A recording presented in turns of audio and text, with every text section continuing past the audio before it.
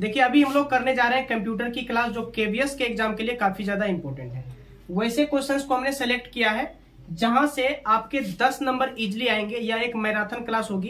Computer के लगभग हर एक पॉइंट को, हर एक टॉपिक को हमने यहाँ पर कवर किया हुआ है। अगर आप इस वीडियो को पूरी देख लेते हैं तो आप मेक श्योर कि आपका 10 मार्क्स कहीं नहीं जाने वाला है। ठीक है, बिल्कुल जहां पे ट्रिक की जरूरत होगी वहां ट्रिक से देखेंगे, जहां पर ट्रिक की जरूरत नहीं होगी वहां पे समझ के देखेंगे। चाहे जैसे भी हो 10 नंबर आपको पक्के करने हैं यहां से। चलिए वीडियो को शुरू करते हैं। देखिए कंप्यूटर बंद करने की जो प्रक्रिया होती है उसको कहते हैं शट डाउन। उसको क्या कहते हैं? Shut down. ठीक है, आपने सुना होगा कि कंप्यूटर को शट डाउन कर दो, यानी कंप्यूटर को शट डाउन करना है। ठीक है, कंप्यूटर चालू करने की जो प्रक्रिया होती है उसको कहते हैं बूट अप। आपने देखा होगा फोन जब आप कभी रीसेट करते हो, स्टार्ट करते हो तो बूटिंग लिखा हुआ आता है। बूट मतलब क्या? वो स्टार्ट हो रहा है। स्टार्ट होने की प्रक्रिया को बूट अप कहा जाता है। अगला है कीबोर्ड में फंक्शन की जो होते हैं, फंक्शन की वो कितने होते हैं? 12 होते हैं। फंक्शन की का क्या मतलब हुआ? आपने देखा होगा F1, F1, F2, F3 इस तरह से करके 12 की होते हैं फंक्शन की, और काफी ज्यादा उसका महत्व होता है फंक्शन की का, याद रखिएगा। इसके बाद देखिए कुछ शॉर्टकट्स हैं। इस शॉर्टकट्स पे हम लोग क्या करते हैं, थोड़ा सा नजर डालते हैं। ये शॉर्टकट काफी बार केबीएस के परीक्षा में पूछा जा चुका है। प्रीवियस ईयर को पलटा के देखिए, आपको पता चलेगा कितना ज्यादा इंपॉर्टेंट है। ठीक है, तो CTRL+C अगर हम दबाएंगे, कंट्रोल+C इसको बोलते हैं। अगर हम कंप्यूटर में कंट्रोल+C दबाते हैं तो कोई भी ऑब्जेक्ट क्या हो जाता है? वो कॉपी हो जाता है। ठीक है, काफी बार रिपीटेड क्वेश्चन यहाँ से, कॉपी और कट वाला तो और भी ज्यादा इंपॉर्टेंट है। अगर हम CTRL+X का प्रयोग करते हैं तो ऑब्जेक्ट क्या हो जाएगा? ऑब्जेक्ट कट हो जाएगा, यानी वहां से कट हो जाएगा। आप चाहे तो उसे दूसरे जगह जाकर पेस्ट कर सकते हैं, तो वो अपना स्थान चेंज कर लेगा। ठीक है, याद रखिएगा। कंट्रोल+V का प्रयोग करते हैं तो वो दूसरी जगह पेस्ट हो जाता है, यानी कि कंट्रोल+X से कट कर लेना है, कंट्रोल+V से आपको उसे कहीं पेस्ट कर देना है। ALT+F4 जैसे ही दबाइएगा तो लॉग ऑफ हो जाएगा, जो भी प्रोग्राम चल रहा होगा, ठीक है, वो लॉग ऑफ हो जाएगा। अगर आप इंटर दबाते हैं, आपको पता होना चाहिए, अगर आप कंप्यूटर का प्रयोग कभी किया तो आपको पता होगा, इंटर दबाने पर क्या होगा? आप कंप्यूटर में अगली पंक्ति पर, अगली रो पर चले जाएंगे। अगर आप इंटर का प्रयोग करते हैं तो ठीक है, तो अगली पंक्ति हो जाएगी। कंट्रोल+P का अगर हम प्रयोग करते हैं, इसका हो जाता है प्रिंट करना। अगर आप कंट्रोल+P दबाएंगे तो आपका जो डॉक्यूमेंट है या जो भी PDF है वो प्रिंट होने लगेगा। ठीक है, कंट्रोल+P।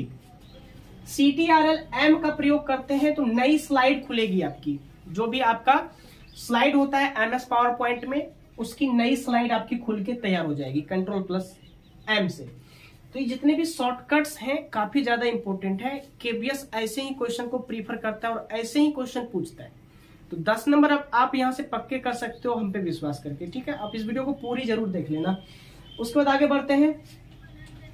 F7 जो होता है, ऐप यानी कि फंक्शनल की 7, F7 जैसे ही आप दबाओगे तो ये स्पेलिंग या ग्रामर जो है आपका शुरू कर देगा। स्पेलिंग या ग्रामर चेकिंग करना शुरू कर देगा। कौन सा? कि F7, याद रखिएगा। CTRL+Home अगर आप दबाते हैं, कंट्रोल+Home, जैसा कि नाम से पता चल रहा है होम, होम मतलब क्या? आप मेन पेज पे चले जाएंगे। ठीक है, यानी आप शुरुआत पे चले जाएंगे। इसके बाद अगर आप Shift+F12 दबाते हैं, Shift+F12, तो कोई भी डॉक्यूमेंट आपका सेव हो जाएगा। ये कुछ शॉर्टकट्स थे जो कि केबीएस का फेवरेट रहा है। पूछेगा ही पूछेगा, लिख के ले लो। इसके बाद हम लोग देखते हैं यहां पर कुछ फाइल फॉर्मेट है और कुछ एक्सटेंशन है, काफी ज्यादा इंपॉर्टेंट। जितना ज्यादा इंपॉर्टेंट आप इसको लगा सकते हो, जितना ज्यादा VVI लगा सकते हो आप इस पे लगा दो, बहुत ज्यादा इंपॉर्टेंट है। फाइल फॉर्मेट क्या होता है? जो आपके रूप में, जिस रूप में आपके पास डॉक्यूमेंट है वो होता है फाइल फॉर्मेट। फॉर्मेट अनेक प्रकार के होते हैं, जैसे MS वर्ड यानी माइक्रोसॉफ्ट वर्ड, MS एक्सेल यानी Microsoft Excel, MS PowerPoint, और एक होता है माइक्रोसॉफ्ट एक्सेस। ये 4 प्रकार के फाइल फॉर्मेट होते हैं। 4 प्रकार के फाइल फॉर्मेट होते हैं। इसका एक्सटेंशन पूछा जाता है आपके एग्जाम में, जैसे MS वर्ड जो आपका फाइल फॉर्मेट है उसका एक्सटेंशन बताइए। तो आप MS वर्ड का एक्सटेंशन क्या बताएंगे? इसका एक्सटेंशन होता है .doc या तो फिर .docs। अब आपको ये कहाँ पे देखना है? आपके फोन में कोई भी PDF हो या कोई भी डॉक्यूमेंट हो, जब आप उसको ओपन करेंगे तो वहां पे लास्ट में PDF का, पहले तो PDF का नाम डॉट दे के ये लिखा हुआ रहेगा, DOCS ये लिखा हुआ रहता है। आप चाहे तो चेक कर लो, अभी भी आप चेक कर सकते हो। अगर आपके पास कोई डॉक्यूमेंट है, खोलो उसे चेक करो, ये एक्सटेंशन होता है, ठीक है। वही अगर हम एक्सेल फाइल, अगर आपके फोन में कोई सॉरी, अगर आपके फोन में कोई एक्सेल फाइल है, तो एक्सेल फॉर्मेट में अगर फाइल है तो उसके लास्ट में .XLSX या XLS। यहाँ पे देखो, यहाँ पे एक ट्रिक बना लो आप अपने। अगर आपको कुछ नहीं पता ABCD इसकी, तो आप ट्रिक बना लो। कौन से ट्रिक? वर्ड है ना, वर्ड एक प्रकार का डॉक्यूमेंट होता है, तो DOC हो गया, ट्रिक बन गई। एक्सेल नाम से ही पता चल रहा है, एक्सेल, XL, यहाँ देखो XL लगा हुआ है, यहाँ भी XL लगा हुआ है, ट्रिक बन गई, आराम से याद रहेगा। MS पावर पॉइंट, यहाँ पे देखो पावर में P आता है ना, पावर में P, पॉइंट में भी P, तो यहाँ देखो डबल P, बन गई ट्रिक। पावर पॉइंट यानी PP, तो PPT रहेगा। कभी कभी यहाँ पे आपका क्या करेगा, चेंज कर देगा, ध्यान देना। PPTX होता है या PPT होता है, ठीक है। ये दोनों एक ही चीज है, समय के साथ इसके रूप में चेंजिंग ला दी गई है बस। अच्छा, MS एक्सेल, एक्सेस, एक्सेल नहीं, कंफ्यूज नहीं होना है। MS एक्सेस, एक्सेस क्या होता है? अब देखो एक्सेस में, एक्सेस यहाँ देखो ACC यही होता है ना, इसका साउंड उच्चारण निकल रहा है ACC, तो ये हो गया आपका एक्सेस, ठीक है। तो इसको हम लोग यहाँ पर देख लिए कि ये जो फाइल फॉर्मेट है और ये जो इसका एक्सटेंशन है, इतने चीजों को हम लोगों ने देख लिया। यहाँ से बहुत आपको हेल्प मिलेगा, KVS में यहाँ से क्वेश्चन पूछे ही जाएंगे। आगे बढ़ते हैं, कुछ फुल फॉर्म देख लेते हैं जो कंप्यूटर में यूज होता है। कंप्यूटर में तो हजारों फुल फॉर्म होते हैं, लेकिन जो आपको पूछा जाएगा वो फुल फॉर्म हम यहाँ पे लाए हैं। KVS में ऐसे ही फुल फॉर्म पूछे जाते हैं, इतना ही पढ़ना है, इससे ज्यादा आपको पढ़ने की जरूरत नहीं है इस लास्ट टाइम में, क्योंकि पंडित बनने के लिए नहीं पढ़ना है, KVS का एग्जाम पास करने के लिए पढ़ना है, ठीक है। ध्यान देना। ALU क्या होता है? ALU का फुल फॉर्म होता है अरिथमेटिक एंड लॉजिकल यूनिट, या तो फिर अरिथमेटिकल एंड लॉजिकल यूनिट, इसको कहते हैं ALU। उसके बाद है ASCII, इसका full form American standard code for information interchange, ये इसका फुल फॉर्म होता है। आप इसको याद रख लीजिए, ठीक है। फिर देखिए काफी ज्यादा इंपॉर्टेंट, BIOS, इसका फुल फॉर्म क्या होता है? बेसिक, B से हो गई बेसिक, I से हो गया इनपुट आउटपुट सिस्टम, यानी BIOS का अर्थ हो जाएगा बेसिक इनपुट आउटपुट सिस्टम। उसके बाद है CD का फुल फॉर्म क्या होता है? आपने देखा होगा CD, आपने यूज भी किया होगा CD, ठीक है, क्योंकि आप सभी कम से कम 25 या 18 से ऊपर ही होंगे। 18, 19, 20, 25, 35, 40 साल तक के लोग हमसे जुड़े होंगे। अभी 40 साल तक के लोग हमारी वीडियो को देख रहे हैं, ठीक है। तो ध्यान दीजिएगा कि CD का फुल फॉर्म क्या होता है? इसका फुल फॉर्म होता है कॉम्पैक्ट डिस्क। क्या होता है? कॉम्पैक्ट डिस्क, ठीक है। कोबोल, तो कोबोल क्या होता है? ध्यान दीजिएगा, ये जितने हैं काफी ज्यादा इंपॉर्टेंट है, आप इसको इग्नोर कर ही नहीं सकते, इतना ज्यादा इंपॉर्टेंट है। कोबोल का फुल फॉर्म देखिए, common business oriented language, CBOL, COBOL, common business oriented language होता है इसका फुल फॉर्म। आगे बढ़ जाते हैं, कुछ महत्वपूर्ण और फुल फॉर्म्स को देखते हैं, काफी ज्यादा इंपॉर्टेंट है। मैं बार बार इसीलिए बोल रहा हूं कि इंपॉर्टेंट है, क्योंकि सेलेक्ट करके हमने लाया आपके लिए, ज्यादा आपको लंबा चौड़ा पढ़ा के लास्ट में फायदा नहीं है। इतना ही पढ़ो जितना याद रख सको अभी के समय में। अब जरा ध्यान देना, DTS का फुल फॉर्म क्या होता है? DTS होता है डेस्कटॉप सिस्टम, शायद ही पता होगा आपको। आपके पास जो डेस्कटॉप है जिसपे आप वर्क करते हो कंप्यूटर, उसको क्या कहते हैं? DTS कहते हैं, डेस्कटॉप सिस्टम कहते हैं। ईमेल तो आपके फोन में जरूर आता होगा। ईमेल इसका फुल फॉर्म क्या होता है? Electronic mail. क्या होता है? इलेक्ट्रॉनिक मेल इसका फुल फॉर्म होता है। आगे बढ़ते हैं, ध्यान दीजिएगा। आगे है फॉर्ट्रेन। क्या है? फॉर्ट्रेन।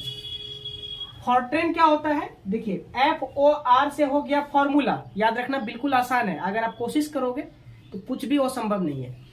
FOR से होता है फॉर्मूला, TR से हो जाएगा ट्रांसलेशन, यानी इसका फुल फॉर्म हो जाएगा फॉर्मूला ट्रांसलेशन। ये एक प्रकार की लैंग्वेज है, ये भी याद रखना है। फिर अगला है HLL।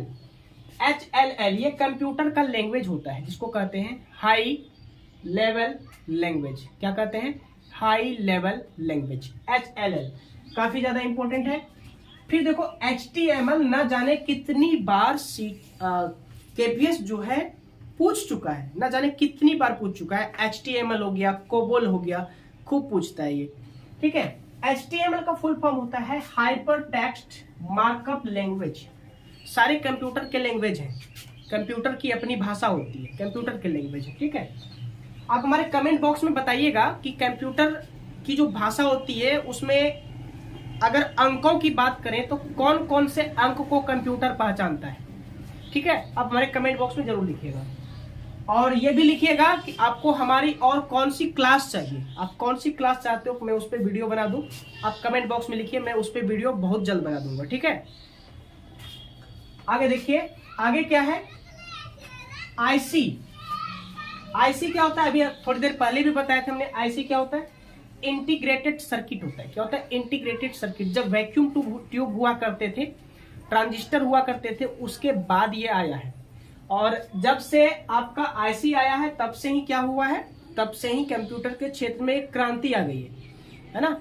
बड़े बड़े कंप्यूटर हुआ करते थे पहले, अब उसको मुट्ठियों में समेट दिया गया है। तो इसका सारा श्रेय IC को जाता है।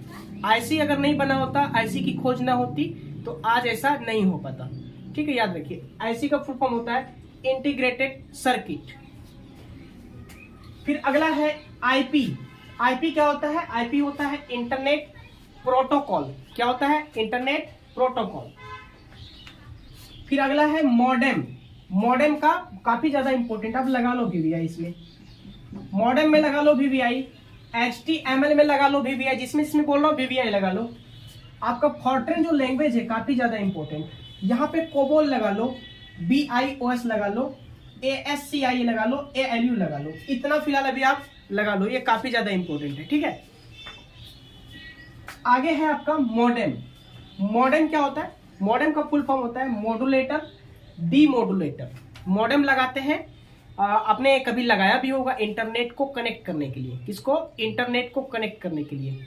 ठीक है, हम लोगों ने तो बहुत यूज किया है मॉडेम। देखिए, जो इसका प्रैक्टिकल किए होंगे, जिसके पास कंप्यूटर होगा, उस पर बैठे होंगे, कभी काम किए होंगे, उन्हें अच्छे से पता होगा। जिन्हें पता नहीं है उन्हें बता दे रहा हूं कि मॉडेम का काम होता है डाटा को कनेक्ट करना, सर्वर से जोड़ना। ठीक है, LCD क्या होता है? LCD होता है लिक्विड क्रिस्टल डिस्प्ले। आपके घर में टीवी होगा पुराने वाली, उसमें LCD का प्रयोग होता था, तो वही है ये LCD, लिक्विड क्रिस्टल डिस्प्ले, इसको कहते हैं LCD को। आगे है हमारा LLL। इसको क्या कहते हैं? तो जैसे कि आप यहां पे देख सकते हो HLL, ये हो जाता था हाई लेवल लैंग्वेज। उसी तरह LLL होता है लो लेवल लैंग्वेज। ठीक है, लो लेवल लैंग्वेज। अगला है हमारा LAN। LAN किसको कहते हैं? कहते हैं लोकल एरिया नेटवर्क को। That is local area network. और लोकल एरिया नेटवर्क क्या होता है? जो आपके क्षेत्र में आपको नेटवर्क प्रदान कर रहा है, उसको कहते हैं लोकल एरिया नेटवर्क। ठीक है, लोकल एरिया नेटवर्क को आप डिस्ट्रीब्यूट कर सकते हैं किसकी सहायता से? किसकी सहायता से? हमने बताया हुआ था आपको, रूटर की सहायता से। एक रूटर आता है, रूटर लगा के आप उस नेटवर्क को डिस्ट्रीब्यूट कर सकते हैं। ठीक है, आगे देखिए, आगे है LDU। इसको कहते हैं liquid display unit. Liquid display unit, इसका फुल फॉर्म भी आपको याद रखना है। एक है MICR, काफी ज्यादा इंपॉर्टेंट, आप इसमें भी VVI लगा लो। MICR इसका फुल फॉर्म होता है magnetic ink character recogniser. Magnetic ink character recogniser, इसको कहते हैं MICR। उसके बाद है MIPS, काफी ज्यादा इंपॉर्टेंट है। MIPS मिलियंस ऑफ इंस्ट्रक्शंस पर सेकेंड, यानी एक सेकेंड में आप मिलियंस इंस्ट्रक्शन दे सकते हैं, मिलियन से भी ज्यादा निर्देश दे सकते हैं कंप्यूटर में, ऐसी क्षमता होती है कंप्यूटर को। तो ये विशेष करके MIPS क्या होता है, कंप्यूटर की गति को मापा जाता है इसमें, कि कंप्यूटर कितना फास्ट चल रहा है, कंप्यूटर कितना स्लो चल रहा है। डेट इज मिलियन इंस्ट्रक्शंस पर सेकेंड, MIPS। ठीक है। उसके बाद है ESC, इसको कहते हैं electronic stability control. Electronic stability control ये क्या करता है, आपको प्रोग्राम से बाहर जाने में मदद करता है। ESC दबाइएगा, आप क्या हो जाइएगा, स्टेबल हो जाएगा, इसलिए इसका नाम है स्टेबिलिटी कंट्रोल, है ना, प्रोग्राम से आउट हो जाइएगा बाहर। फिर है हमारा एक होता है ई-कॉमर्स। ई-कॉमर्स का फुल फॉर्म क्या होता है, ई से होता है इलेक्ट्रॉनिक और सी से होता है कॉमर्स। सबसे पहला जो 5 कमेंट होगा उस पर मैं गौर करूंगा और वो क्लास में लाने की कोशिश करूंगा। जरूर कमेंट कीजिएगा कि आपको किस तरह की क्लास चाहिए अभी आने वाले दिनों में, क्योंकि आपका एग्जाम अभी आपको हो सकता है कि बैकग्राउंड नॉइज, आपको बैकग्राउंड म्यूजिक सुनने के लिए मिले, ठीक है, क्योंकि बगल में एक शादी है, तो वहां से देखो अभी भी बज रहा है पियवा चलावे डीजल गरिया। अब क्या किया जाए, ऐसी कंडीशन आती रहती है, उसको इग्नोर कीजिएगा, ठीक है।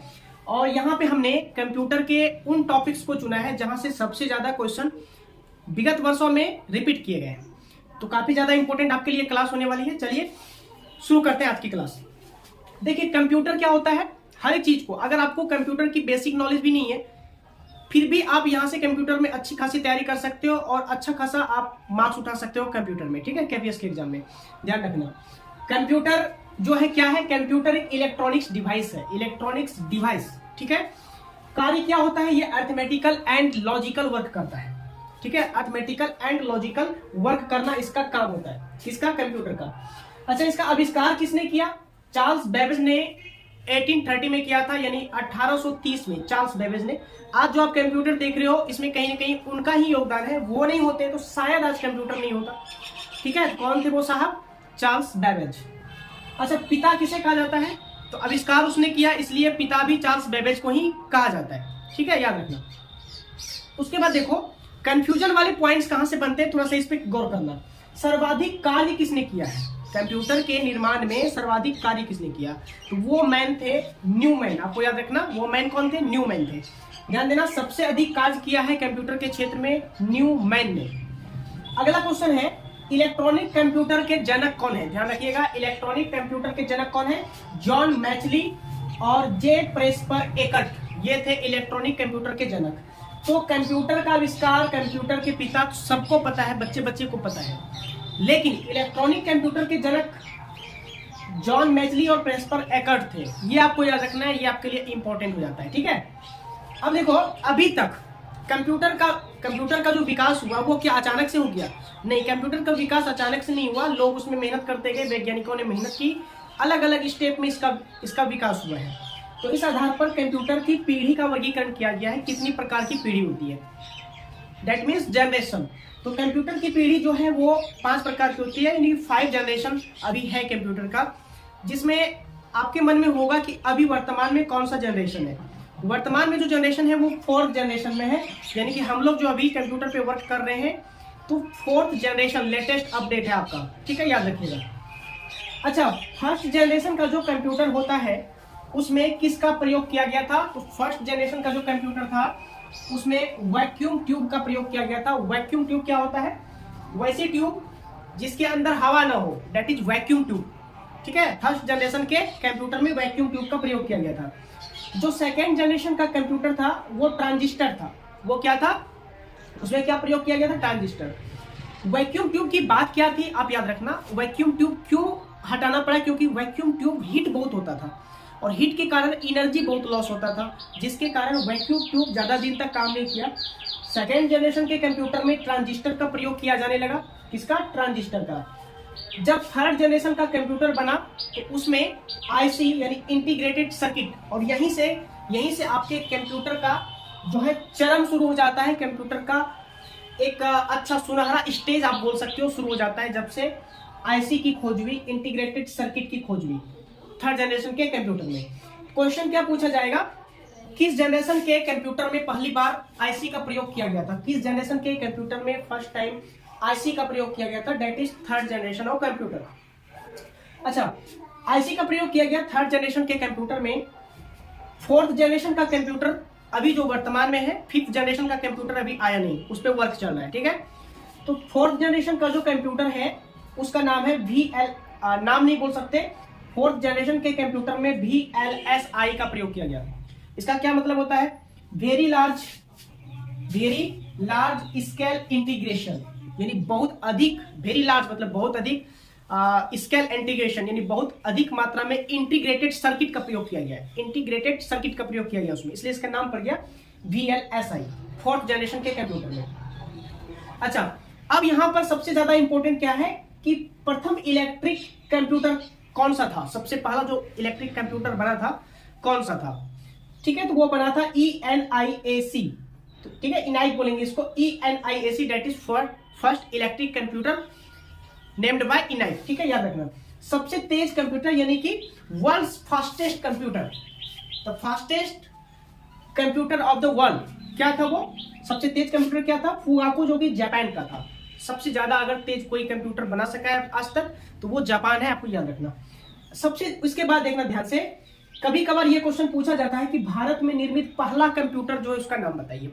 फर्स्ट कंप्यूटर भारत में निर्मित था वो था सिद्धार्थ। कौन सा था, सिद्धार्थ। सिद्धार्थ किसी व्यक्ति का नाम नहीं है, ये एक कंप्यूटर का नाम है। अगला जो इंपॉर्टेंट क्वेश्चन है वो आपके पेपर में छपेगा, ध्यान रखना। सबसे पहला कंप्यूटर कौन सा था जो बना था, वो था अबेकस, भारत का नहीं। देखो कंफ्यूजन वाला पॉइंट यहां पर है, मिस्टेक पॉइंट यहां पर है, मिस्टेक पॉइंट को क्लियर करते चलेंगे।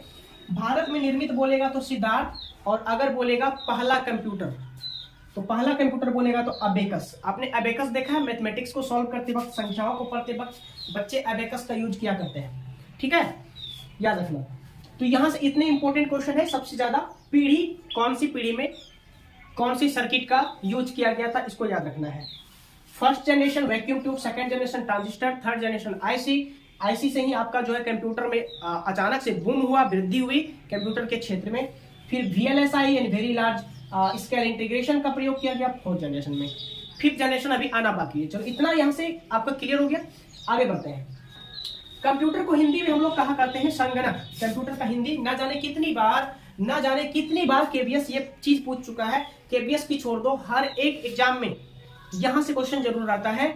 कंप्यूटर को हिंदी में संगणक कहते हैं, the brain of computer. Computer का ब्रेन किसे कहा जाता है, सीपीयू यानी कि सेंट्रल प्रोसेसिंग यूनिट। सीपीयू को कहा जाता है ब्रेन ऑफ कंप्यूटर, यानी कंप्यूटर का दिमाग। क्यों, कंप्यूटर काम ही सीपीयू के कारण करता है। जैसे आपका बॉडी ही काम करता है आपके दिमाग के कारण, तो कंप्यूटर काम ही करता है किसके कारण, सीपीयू के कारण। सीपीयू हटा दिया जाए तो कंप्यूटर एक चोंगा बन जाएगा, बस कंप्यूटर में कुछ नहीं रहेगा, उसमें कुछ रहेगा ही नहीं, चोला बन के रह जाएगा, ठीक है, याद रखना। उसके बाद अच्छा, कंप्यूटर में दो तरह की डिवाइस होती है। कंप्यूटर की दो तरह की डिवाइस होती है। एक होता है आपका फिजिकल डिवाइस, जिसे हम लोग कहते हैं हार्डवेयर। फिजिकल डिवाइस को क्या कहते हैं, हार्डवेयर। केबीएस डायरेक्ट ये क्वेश्चन पूछ चुका है, याद रखना। फिजिकल डिवाइस हार्डवेयर है, ये क्वेश्चन पूछा जा चुका है, याद रखना। अच्छा, हार्डवेयर किसको कहेंगे, जिसको हम लोग हाथ से टच कर सके। ट्रिक क्या बनी रही इसकी, यार ध्यान देना, ट्रिक क्या बन रही है, हार्डवेयर हाथ से बन रहा है, हाथ मतलब हाथ से जिसे छू सको, डेट इज हार्डवेयर। और जिसे आप छू ना सको, जिसे आप छू ही ना सको, उसे कहेंगे सॉफ्टवेयर। तो वो उसका फिजिकल डिवाइस नहीं होता। फिजिकल डिवाइस वही कहलाएगा जिसे आप अपने हाथों से छू सको, तो हार्डवेयर फिजिकल डिवाइस होता है, याद रखना। आप देख सकते हो, छू सकते हो, ठीक है। उसके बाद सीपीयू और प्राइमरी मेमोरी कहां पर स्थित होता है। अब यहाँ पे एक क्वेश्चन है, कंप्यूटर के अंदर एक सर्किट बना हुआ होता है, सर्किट के अंदर जो है सीपीयू के बाद आपका क्या था, प्राइमरी मेमोरी, सेकेंडरी मेमोरी, सारी चीज उस सर्किट में लगी रहती है। तो वो जो पूरी सर्किट होती है, उस सर्किट का क्या नाम होता है, वही एक सर्किट मेन सर्किट होती है, दैट इज मदरबोर्ड। उसको क्या कहते हैं, मदरबोर्ड कहते हैं। क्या कहते हैं, मदरबोर्ड। मदरबोर्ड में ही सीपीयू और प्राइमरी मेमोरी दोनों फिट की हुई रहती है, ठीक है, कंप्यूटर के अंदर। कभी दुकान वगैरह में जाओगे तो कभी कंप्यूटर को खोलते देखना, एक बड़ी सी सर्किट होती है, उसमें सारी चीज फिट होती है, तो दैट इज मदरबोर्ड, ठीक है, याद रखना। पहला जो माइक्रो प्रोसेसर था सबसे पहला जो माइक्रो प्रोसेसर था, माइक्रो मतलब होता है सूक्ष्म यानी छोटा, यानी कि छोटी सी छोटी वह छोटा यंत्र जो सारे काम को प्रोसेस कर दे, डेट इज माइक्रो प्रोसेसर। वह छोटा सा यंत्र जो सारे काम को प्रोसेस कर दे, डेट इज माइक्रो प्रोसेसर। तो पहला जो माइक्रो प्रोसेसर बनाया गया था, डेट इज किसने बनाया था? इंटेल ने बनाया था। किसने? इंटेल ने बनाया था। कब बनाया था? 1971 में। अच्छा, आपको इंटेल के बारे में अगर पता है तो हमारे कमेंट बॉक्स में बताइए कि इंटेल भारतीय कंपनी है या विदेशी कंपनी है। अब हमारे कमेंट बॉक्स में जरूर बताइएगा। ये केबीएस का पूछा हुआ क्वेश्चन है, 2018 वाले सेट को पलटा के आप देख लो, ठीक है? 2018 वाले सेट को पलटा के देखो, आपको मिल जाएगा ये क्वेश्चन कि इंटेल जो है कहाँ की कंपनी है, ठीक है? याद रखना। अब देखो, एक होता है फॉर्मेट, वो होता है .exe। .exe जो फॉर्मेट होता है, इंटेंशन होता है, एक्सटेंशन होता है। .exe इसका अर्थ क्या होता है? इसका एक्स होता है, इसका मतलब होता है एक्सक्यूटेबल, एक्सक्यूटेबल, एक्सक्यूट करना, ठीक है? .exe क्या होता है? एक्सक्यूटेबल, याद रखना। देखो, एक विशेष प्रकार का पंच्ड कार्ड होता है, पंच्ड कार्ड। इसके जनक का नाम पूछा जाता है। पंच्ड कार्ड का आधुनिक समय में बहुत ज्यादा इस्तेमाल है, खास करके अब तो और ज्यादा हो रहा है। इसका जो जनक है वो है हरमन हॉलरिक। कौन है? हरमन हॉलरिक। इसमें आप VVI लगा दो, VVI लगा दो, आपके केबीएस 2023 के एग्जाम में ये क्वेश्चन छपेगा, ठीक है? पंच कार्ड के जनक, इस टाइप के क्वेश्चन पूछे जाते हैं। देखो, कंप्यूटर में जैसे आपके दिमाग में मेमोरी होती है, आपके दिमाग में मेमोरी होती है, उस मेमोरी में आप चीजों को याद रखते हो, तो कंप्यूटर में भी एक मेमोरी होती है, ठीक है? कौन कौन सी मेमोरी होती है, उनका काम क्या होता है, न जाने कितनी बार केबीएस यहाँ से क्वेश्चन पूछ चुका, तो आपके लिए इंपॉर्टेंट हो जाता है। इस वीडियो को आपने पूरा अगर देख लिया तो कंप्यूटर के 2 से 3 मार्क्स, कभी कभार तो 4 मार्क्स भी पूछे जाते हैं, तो ये आपके कवर हो जाएंगे, ध्यान देना, ठीक है? याद रखना। तो अगला क्या है? देखो, 2 तरह की मेमोरी होती है, एक परमानेंट मेमोरी, एक टेम्पररी मेमोरी। परमानेंट मेमोरी किसको कहते हैं? परमानेंट मेमोरी किसको कहते हैं? जो कि आपको अधिक समय तक आपके पास रहे, डेट इज परमानेंट मेमोरी। एक होता है टेम्पररी मेमोरी। टेम्पररी मेमोरी क्या होता है? टेम्पररी मेमोरी क्या होता है? जो कि टेम्पररी, कुछ समय के लिए रहे, उसके बाद मिट जाए। तो कंप्यूटर में भी 2 चीजें होती है, याद रखना। तो जो हमारी परमानेंट होती है, जिसको हम अधिक समय तक सेव रख सकते हैं, सेव रहता है, उसको कहते हैं रोम, उसको कहा जाता है रीड ओनली मेमोरी। एक होता है टेम्पररी मेमोरी। टेम्पररी मेमोरी को क्या कहते हैं? रैम कहते हैं। क्या कहते हैं? रैम कहते हैं, ठीक है? याद रखना। चलो, अच्छा, इसका फुल फॉर्म कभी कभार पूछा जाता है। फुल फॉर्म आपको पता है, ROM का फुल फॉर्म होता है रीड ओनली मेमोरी। O से ओनली याद रखना, और A से एक्सेस याद रखना, यानी कि रैंडम एक्सेप्टेबल या एक्सेस मेमोरी, ठीक है? याद रखना। चलो आगे बढ़ते हैं। अब देखो, कंप्यूटर के प्रोग्राम में बग एक शब्द आता है, बग एक वर्ड आता है, काफी ज्यादा इंपॉर्टेंट आपके लिए। बग क्या होता है? क्या होता है बग? हमारे कमेंट बॉक्स में बताने की कोशिश करो। What is bug? काफी फेमस वर्ड है यार कंप्यूटर का। क्या होता है बग?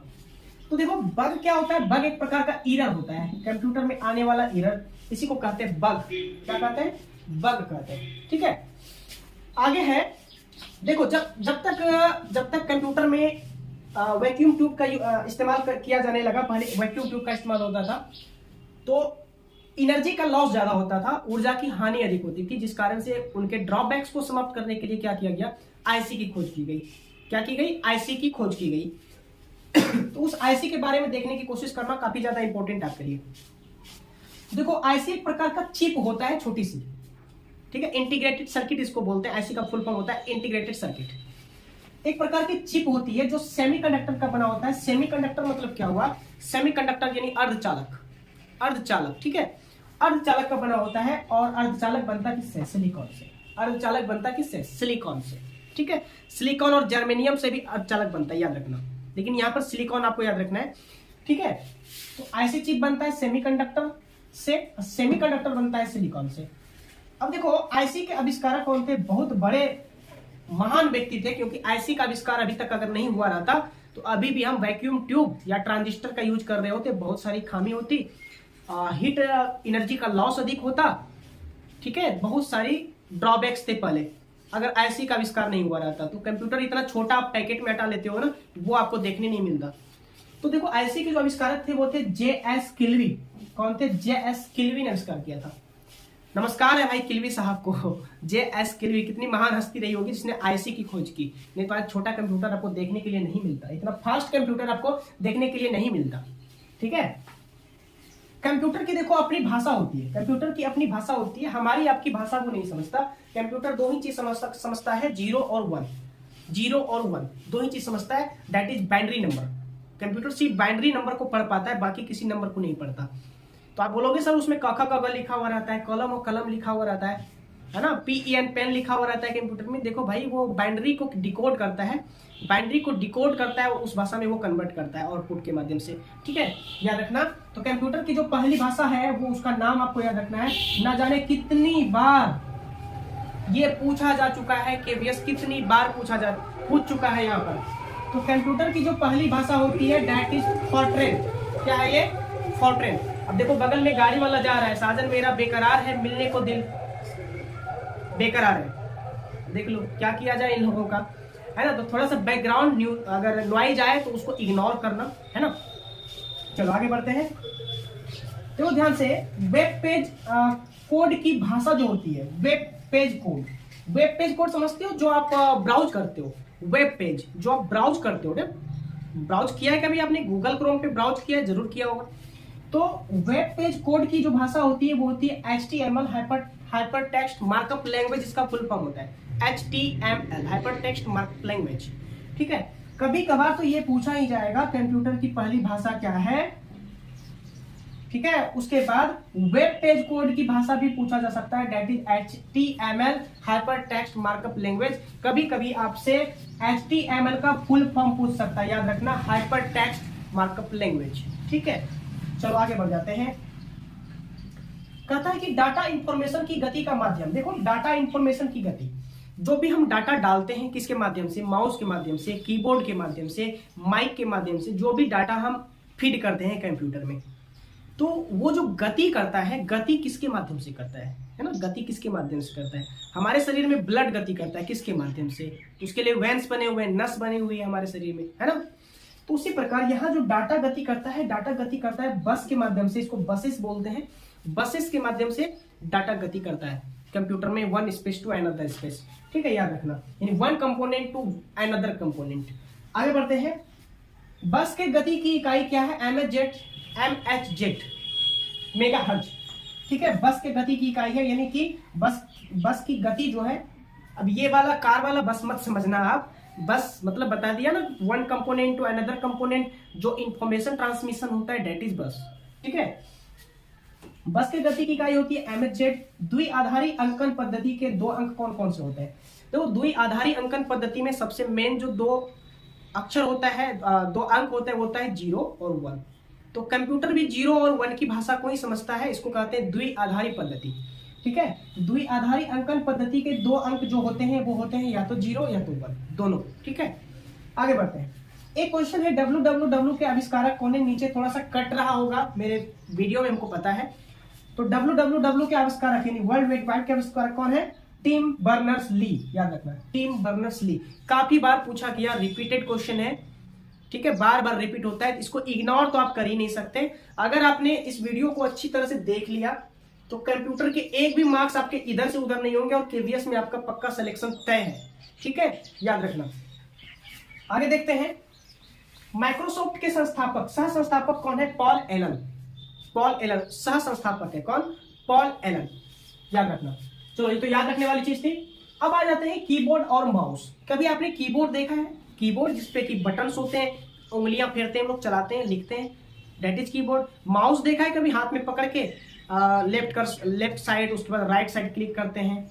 तो तरह तरह की प्रॉपर्टीज होती है उसमें, लेफ्ट क्लिक करने पर क्या होगा, राइट क्लिक करने पर क्या होगा, उसमें एक गोल चक्का लगा होता है, उसका क्या नाम है, वो क्या काम करता है, दैट इज माउस, उसे माउस कहते हैं। तो कीबोर्ड और माउस ये कैसा डिवाइस है ये पूछा जाता है, that is input device. Input मतलब क्या होता है कि आप अपनी इंफॉर्मेशन को उसके माध्यम से इन करा सकते हो कंप्यूटर में, इसलिए उसका नाम पड़ गया इनपुट डिवाइस। 2-4 इनपुट डिवाइस के नाम आप हमारे कमेंट बॉक्स में देना। 2 तो हमने बता दिया, माउस, कीबोर्ड। क्या और भी कोई इनपुट डिवाइस है? हमारे कमेंट बॉक्स में बताना अगर आपको नॉलेज है इसके बारे में, तो ताकि और हमारे जो साथी वीडियो देख रहे हैं उनको भी पता चले, क्योंकि वे भी हमारे कमेंट बॉक्स को देखा करते हैं कि कौन क्या कमेंट कर रहे हैं, ठीक है, कमेंट जरूर करना। कीबोर्ड और माउस जो है वो एक इनपुट डिवाइस है। अब उसके बाद जो अगला क्वेश्चन है, काफी इंपॉर्टेंट, काफी बार पूछा गया है ये, जॉयस्टिक का उपयोग। जॉयस्टिक, जॉय का अर्थ बता दो, आपको इसका अर्थ पता चल जाएगा। जॉय का अर्थ बता दो। जॉय मतलब क्या, मतलब खुशी लेने के लिए, इंजॉय करने के लिए। स्टिक मतलब एक प्रकार की छड़ी, ठीक है। तो जॉयस्टिक का उपयोग क्या होता है, गेम खेलने के लिए। आपने देखा होगा जब गेम खेला जाता है तो आंख में एक विशेष प्रकार की जो है क्या यंत्र लगा लिया जाता है और हाथ में एक मशीन होती है, ऐसे करके दाबा जाता है, ऐसे करके, दैट इज जॉयस्टिक, ठीक है। तो वो ऐसे करके जो आप दाब रहे हो ना, वो आप क्या कर रहे हो, कंप्यूटर की भाषा में आप इनपुट दे रहे हो। कंप्यूटर की भाषा में आप क्या दे रहे हो, इनपुट दे रहे हो उसे। तो जॉयस्टिक का क्या काम है, इनपुट देना। इनपुट देके आप गेम खेलोगे, तो गेम खेलने के लिए हमने सीधा लिख दिया यहाँ पर, गेम खेलने के लिए इसका प्रयोग किया जाता है, ठीक है। तो जॉयस्टिक एक इनपुट डिवाइस है, याद रखना। अगला जो टॉपिक है, स्क्रीन पर ब्लिंक। क्या होता है स्क्रीन पर ब्लिंक, थोड़ा बताना हमें कमेंट में। स्क्रीन पर ब्लिंक, आपने स्क्रीन पर एक लाइन, छोटी सी लाइन को ब्लिंक करते हुए देखा होगा। ब्लिंक कभी उगता है, कभी छुप जाता है, उगता है छुप जाता है। या जहां पे आप टाइप करते हो, आप अपने फोन में, अभी आपके पास फोन है, कमेंट बॉक्स में जाओ, कमेंट करने के लिए जाओ और वहां पे क्लिक करो। अभी मेरे साथ करो, क्लिक करो। जैसे आप क्लिक करोगे, वहां पे एक इतना सा डंडा कभी उगेगा, कभी वो अपने आप जो है ब्लिंक करता रहेगा, है ना। कभी उग जाएगा, कभी छिप जाएगा, है डंडा वो, that is blink, that is blinking, उसे ब्लिंकिंग कहते हैं। तो स्क्रीन पर ब्लिंक जो होता है उसको कहते हैं कर्सर।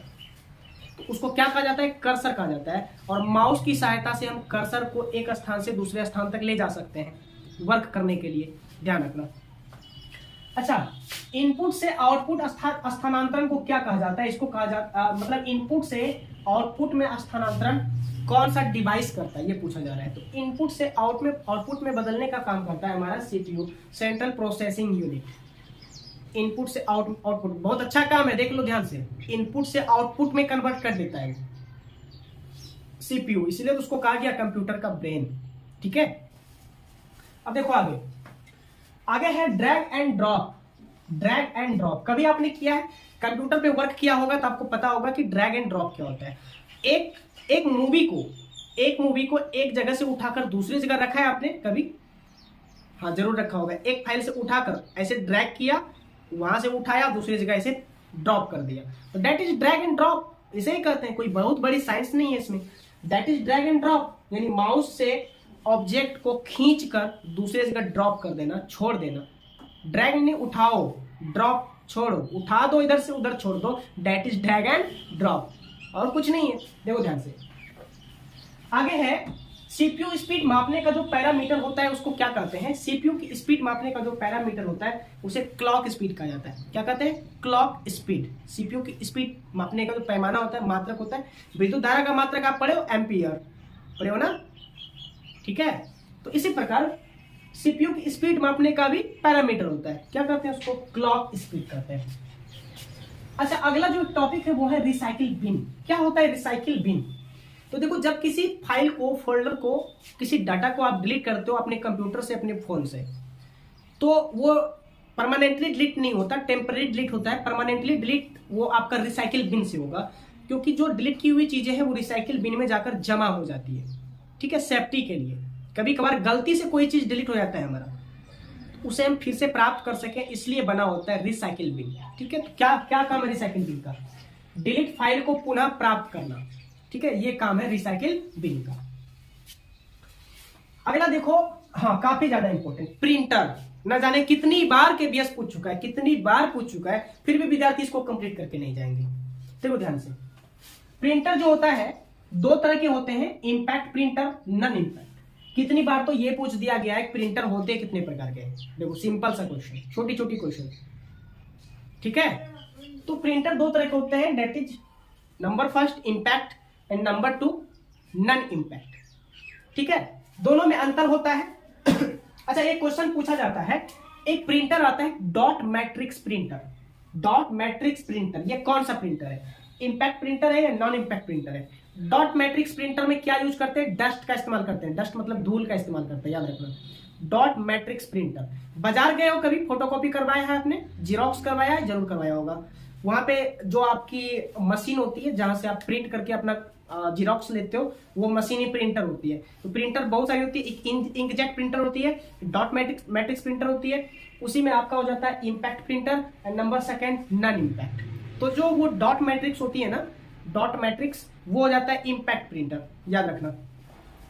अभी देखो, अभी आपने पढ़ा था कि सीपीयू की स्पीड मापने का जो पैरामीटर होता है दैट इज क्लॉक स्पीड, इसे क्लॉक स्पीड कहते हैं। लेकिन अगर आपसे पूछे कि कंप्यूटर प्रोसेसर की गति को जो मापा जाता है उसका मापन किसमें होता है, उसका मात्रक यूनिट क्या होता है उसका, तो कंप्यूटर प्रोसेसर की गति का मापन जो होता है वो हर्ट्ज में होता है, HZ हर्ट्ज में होता है, हर्ट्ज बोलेंगे उसको, ठीक है, कंप्यूटर प्रोसेसर का। और सीपीयू की स्पीड, क्लॉक स्पीड, दो चीजें हैं, इसको याद रखना। अच्छा, याद कैसे रहेगा, एक ट्रिक बता देता हूं। सीपीयू में शुरू में सी है और क्लॉक में भी CLOC के शुरू में सी है, इसको याद रखना। ये ट्रिक बन जाती है, ट्रिक से आपको सारी चीजें याद हो जाएंगी, ठीक है। तो अब देखो, प्रिंटर दो तरह के होते हैं, impact printer, non impact printer. Dot matrix impact printer है, हो गया ये चीज।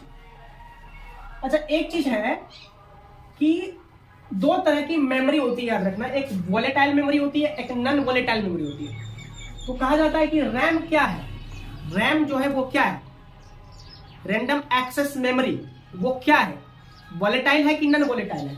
तो याद रखना, ये जो रैम होता है ये वोलेटाइल मेमोरी होता है। क्या होता है, वोलेटाइल मेमोरी, ठीक है। और रोम जो होता है ये होता है नॉन वोलेटाइल। अच्छा, वोलेटाइल नॉन वोलेटाइल का अर्थ क्या हुआ, क्या मीनिंग है वोलेटाइल?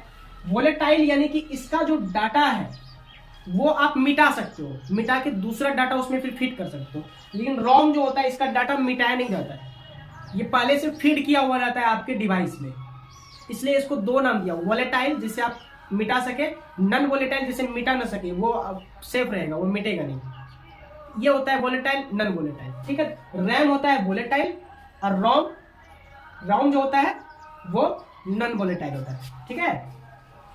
मेमोरी की जो सबसे छोटी इकाई होती है इसको बिट कहते हैं। क्या कहते हैं, बिट कहते हैं। क्या कहते हैं, बिट कहते हैं। आप हमारे कमेंट बॉक्स में बता दो कि 1 MB में कितने KB होते हैं, जरा बताना, 1 MB में कितने KB होते हैं, जरा ये बता दो, ठीक है। चलो ठीक है, और ये भी बताना 1 TB में कितने MB होते हैं, 1 TB में कितने MB नहीं, 1 TB में कितने GB होते हैं, ये बता दो, ठीक है। चलो देखते हैं आपकी नॉलेज कितनी है, आगे बढ़ते हैं। कई लैन को जोड़ने वाला उपकरण जो होता है उसको रूटर कहते हैं। कई लैन, अच्छा लैन का फुल फॉर्म बताना, LAN, LAN, local area network, local area network. देखो, लोकल एरिया नेटवर्क आपके अगल बगल के क्षेत्रों में काम करता है, इसलिए इसका नाम पड़ता है लोकल एरिया नेटवर्क, ठीक है। इसका कनेक्शन आप भी चाहो तो ले सकते हो। तो कनेक्शन लेने के लिए तो बहुत सारे लैन को क्या करना होगा, जोड़ना होगा, है ना, बहुत सारे लैन को जोड़ना होगा। ये जो लैन को जोड़ना होता है इसको क्या कहते हैं, तो लैन को जोड़ने वाला जो उपकरण होता है दैट इज रूटर, उसको कहते हैं रूटर, जो अलग रूट में कनेक्शन को भेजे। समझ में आ रही है बात, बिल्कुल आसान तरीके से समझो, दैट इज रूटर, इसको क्या कहते हैं, रूटर कहते हैं। हार्ड डिस्क में डाटा स्टोर होता है। हार्ड डिस्क आपने देखा है, हार्ड डिस्क आपके पास अगर कंप्यूटर है तो कभी ना कभी आपने हार्ड डिस्क जरूर देखा होगा। तो हार्ड डिस्क में जो डाटा स्टोर होता है वो स्टोर होता है सेक्टर्स में। इसमें सेक्टर्स, अलग अलग सेक्टर बने होते हैं, ये सेक्टर, ये सेक्टर, ये सेक्टर, ये सेक्टर, अलग अलग सेक्टर में डाटा स्टोर होता है। लेकिन आप याद रखना, अगर फ्लॉपी डिस्क की बात करेगा, अगर हार्ड डिस्क की बात करेगा तो हार्ड डिस्क में सेक्टर में डाटा सेव होता है, और फ्लॉपी डिस्क में बोलेगा तो ट्रैक्स में होता है, ट्रैक बना हुआ था ऐसे करके, ट्रैक, ठीक है। चलो आप हमारे कमेंट बॉक्स में बताना जरा कि आपने कभी सीडी देखा है, सीडी जरूर देखा होगा, सीडी पुराने जमाने के जो लोग होंगे वो जरूर देखे होंगे। सीडी में बताना जरा सीडी का फुल फॉर्म क्या होता है, हमारे कमेंट बॉक्स में बताना सीडी का फुल फॉर्म क्या होता है, ठीक है। देखो, चुंबकीय डिस्क पर परत होती है किसकी, आयरन ऑक्साइड की। चुंबकीय जो डिस्क होता है, मैग्नेटिक डिस्क होता है, उसके ऊपर परत, काफी बार पूछा गया क्वेश्चन है। तो चुंबकीय डिस्क पर जो परत होती है उसको कहते हैं आयरन ऑक्साइड, ठीक है। आयरन ऑक्साइड की परत होती है चुंबकीय डिस्क के ऊपर। देखो, फ्लॉपी डिस्क की जो स्टोरेज क्षमता होती है, फ्लॉपी ड्राइव की जो स्टोरेज क्षमता होती है वो होती है 1.44 MB ओनली। फ्लॉपी डिस्क में ज्यादा स्टोरेज की क्षमता नहीं होती, 1.44 MB, बस इतना ही। अच्छा, फ्लॉपी डिस्क में डाटा सेव का होता है, अभी बताया था हमने, कि अगर बात किया जाएगा हार्ड डिस्क की तो सेक्टर में होता है, अगर बात करेगा फ्लॉपी डिस्क की तो ट्रैक्स में होता है। किसमें होता है? ट्रैक्स में होता है। अब देखो डाटा प्रोसेसिंग पावर मापने की यूनिट क्या होती है? डाटा प्रोसेसिंग यानी कि कितना जल्दी आपका डिवाइस डाटा को प्रोसेस करता है, कितनी जल्दी प्रोसेस करता है, इसको मापने की यूनिट होती है MIPS, यानी मिलियंस इंस्ट्रक्शंस पर सेकेंड, यानी कितना मिलियन इंस्ट्रक्शन पर सेकेंड आपका डिवाइस प्रोसेस कर रहा है। आप बोलते हो ना मेरा मोबाइल स्लो हो गया, मेरा कंप्यूटर स्लो हो गया, डेट मीन्स उसकी प्रोसेसिंग स्पीड कम हो गई, MIPS कम हो गई, जो मैंने आपको बताया यहाँ पर MIPS। ये MIPS कम हुई इसलिए आपका फोन स्लो चल रहा है या आपका कंप्यूटर स्लो चल रहा है। यानी मिलियंस इंस्ट्रक्शंस पर सेकेंड, एक सेकेंड में मिलियंस इंस्ट्रक्शन दे सकता है। अब जितना प्रोसेस कर सके आपकी डिवाइस उतना फास्ट या उतना कमजोर हो जाएगा। समझ में आ रही है बात? अब एक लास्ट क्वेश्चन हमने लिया है, डाटाबेस से संबंधित जो सॉफ्टवेयर होता है उसको क्या कहते हैं? डाटाबेस से रिलेटेड, डाटाबेस मतलब जिसमें डाटा जमा किया जा सके। डाटाबेस से रिलेटेड जो सॉफ्टवेयर होता है वो होता है MS एक्सेस, यानी माइक्रोसॉफ्ट एक्सेस उसको बोला जाता है। क्या कहते हैं? Microsoft Access. तो यहां पर हमने लगभग 40-45 या जो भी 50 क्वेश्चन हमने यहाँ पर कवर किए, कुछ एक्स्ट्रा टॉपिक्स को भी हमने यहाँ पर देखा। तो ठीक है, ये थी कंप्यूटर की पार्ट 1। आते हैं फिर पार्ट 2 के साथ। अगर आपको वीडियो अच्छी लगी हो तो चैनल को सब्सक्राइब जरूर कीजिएगा, अपने दोस्तों के साथ भी शेयर कीजिएगा और अपना एक्सपीरियंस हमारे साथ शेयर कीजिएगा। चलिए मिलते हैं फिर नेक्स्ट वीडियो के साथ, तब तक के लिए जय हिंद।